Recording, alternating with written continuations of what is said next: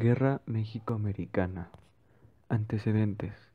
Desde su independencia en 1776 se podía observar la política expansionista de las 13 colonias, primero sobre el territorio en 1783, después, a partir de 1808, la compra de Luisiana y la anexión de Florida en 1820 como trato con España. El primer paso en la partida mexicana de territorio fue la promulgación de la Constitución de 1835, conocida como las Siete Leyes. Esta comenzó una rebelión que más tarde independizaría el estado de Texas, siendo orquestada por Estados Unidos. La República de Texas fue anexionada 10 años después. Después de la independencia mexicana en 1821, Estados Unidos inició una ocupación civil en el estado de Texas y en 1829 quisieron comprarla por $50 millones, pero fue hasta que la batalla del Álamo donde el presidente Santa Anna fue capturado y obligado a firmar la independencia. Con la anexión de Texas a Estados Unidos, el roce entre naciones fue lo suficientemente grande como para romper relaciones diplomáticas, dando de pie a la retirada del Departamento Diplomático Mexicano en Washington, encabezado por Juan Nepomuceno Almonte. Batalla de Palo Alto. El entonces presidente James Polk envió tropas al límite fronterizo, dando a pasos a la primera confrontación directa. Esto dio motivo al Congreso de los Estados Unidos para declarar el 13 de mayo de 1846 la guerra contra México, anexionando también el Nuevo México y California. La Marina de Estados Unidos bloqueó todos los puertos del Golfo de México y del Pacífico, impidiendo el comercio exterior y el pago de impuestos en las aduanas. La guerra fue una cadena de derrotas para el ejército mexicano, que se encontraba sin armas ni municiones, sin comida y mal preparados. La primera batalla de Tabasco. El 23 de octubre de 1846, las tropas estadounidenses a bordo de 7 buques al mando del comodoro Matthew C. Perry, tomando el puerto de frontera Tabasco, que se encontraba sin guarnición, y el 25 de octubre afiliaron sobre la capital del estado, San Juan Bautista, hoy Villahermosa, emplazando a las autoridades tabasqueñas a rendirse, solicitud que fue rechazada por el gobernador Juan Bautista Traconís, iniciando así la primera batalla de Tabasco, en la que terminó el 26 por la tarde con una victoria de las fuerzas tabasqueñas, siendo esta una de las pocas batallas ganadas por México en esta guerra. Los estadounidenses se retiraron hacia el punto de frontera iniciando un bloqueo para impedir la entrada de víveres y abastecimientos para las tropas tabasqueñas. El gobernador Juan Bautista Traconís solicitó al gobierno mexicano apoyo con pertrechos de guerra, pero al no recibirlos, el 9 de octubre declaró a Tabasco separado de la nación mexicana. Sin embargo, el 8 de diciembre se levantó en la capital del estado un acta rectificando la separación. Al mismo tiempo, el estado de Yucatán se independizó por segunda vez y se produjo el levantamiento federalista en la Ciudad de México, derrocándose el gobierno de Mariano Paredes y propiciándose el regreso de Santa Anna de su exilio cubano en diciembre de 1846, estableciéndose como un nuevo gobierno con Valentín Gómez Farías como vicepresidente y después como presidente. El expresidente de México, Valentín Canalizo, fue nombrado ministro de Guerra y Marina el 24 de diciembre de 1846. Batalla de la Angostura. Santa Anna marchó personalmente hacia el norte para enfrentarse a Taylor en la Batalla de la Angostura, conocida en Estados Unidos como Batalla de Buenavista. El 22 y 23 de febrero de 1847, a pesar de ir ganando la batalla, al caer la noche, Santa Anna irrumpió el combate declarándose vencedor y emprendió una inmediata retirada, que en la práctica equivalió a una derrota y que sorprendió al mismo Taylor. Lo indiscutible es que la invasión fue detenida en ese punto.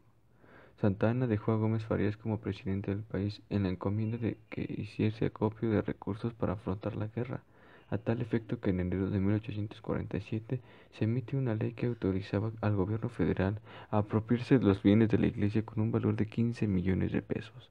Ante la ley, el pueblo y el clero se levantaron en armas en la Ciudad de México, hasta el punto que la muchedumbre enardecida impidió que Gómez Farías pudiera salir del Palacio Nacional. Frente a esa situación, Santa Anna se vio obligado a abandonar temporalmente las acciones. Ya en la Ciudad de México anuló el decreto a cambio de una aportación voluntaria del clero por 100,000 pesos. Toma de Puerto de Veracruz. Mientras tanto, en vez de reforzar a las tropas de Taylor para un avance continuo, el presidente Polk abrió un segundo frente, mandando un ejército bajo el mando del general Wilfred Scott en marzo de 1847, que se transportó por mar con parte de las fuerzas de Taylor al puerto de Veracruz para iniciar la invasión al centro de México. Scott ganó el puerto de Veracruz tras un cruento bombardeo donde murieron muchos civiles y marchó hacia la Ciudad de México con ayuda de un grupo de mexicanos que apoyaron al lado estadounidense y actuaron como guías, ayudando a ganar la batalla de Cerro Gordo. Convento de Churubusco. Defensa heroica del general Pedro María Anaya. El convento de Churubusco fue atacado el mismo 20 de agosto. El desorden que reinaba en los bandos nacionales había hecho que el parque enviado al improvisado baluarte no fuera de calibre adecuado, por lo que después de rechazarlas a los atacantes varias veces y de infligirles pérdidas cuantitosas, los defensores de Churubusco hubieron de rendirse al invasor. El general Pedro María Anaya defendió hasta donde pudo y con lo que tuvo. Después, representantes de ambos gobiernos acordaron un armisticio para negociar la cese de la invasión. Al descubrir los mexicanos que Texas ya no era el motivo de guerra, sino la pretensión estadounidense para obtener mayores territorios, se rompió la tregua el 6 de septiembre de 1847. Molino del Rey. El día 8 los estadounidenses avanzaron sobre el Molino del Rey, cerca de Chapultepec, defendido por la Guardia Nacional.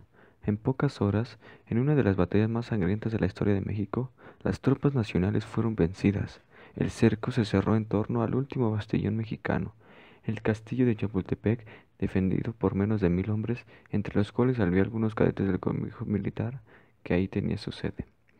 La caída de Chapultepec tuvo dos consecuencias inmediatas: la ocupación por los estadounidenses de la Ciudad de México y de la nueva renuncia de Santa Anna a la presidencia de la nación.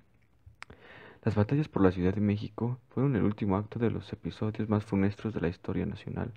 Las divisiones internas, la pésima conducción militar, la ausencia de un mando político unificado e incluso las mezquinantes y los egoísmos personales que costaron al país la pérdida de más de la mitad de su territorio, dejándolo en bancarrota tanto económico, político y moral, de la cual se tardaría décadas en levantarse. Por otro lado, la obtención de ese territorio por los Estados Unidos modificaría la historia de esa nación al convertirse en uno de los pilares de su creciente poderío económico para acelerar su carrera como potencia mundial. El Tratado de Cahuenga, firmado el 13 de enero de 1847 en Los Ángeles, finalizó las disputas en California. El nuevo gobierno, encabezado por Manuel de la Peña y Peña, inició las iniciaciones de paz con los Estados Unidos, que culminarían con la firma del Tratado de Guadalupe Hidalgo, firmado en la villa homónima, hoy parte de la Ciudad de México, el 2 de febrero de 1848. El tratado fue redactado en su totalidad por Estados Unidos y otorgó a este país el control sobre Texas, el territorio en disputa entre México y Texas, que comprendía toda la tierra al norte del río Bravo y los territorios conocidos como Alta California y Santa Fe de Nuevo México, apropiándose de lo que hoy son los estados de Arizona, California, Nevada, Utah, Nuevo México, partes de Colorado, Wyoming, Kansas y Oklahoma.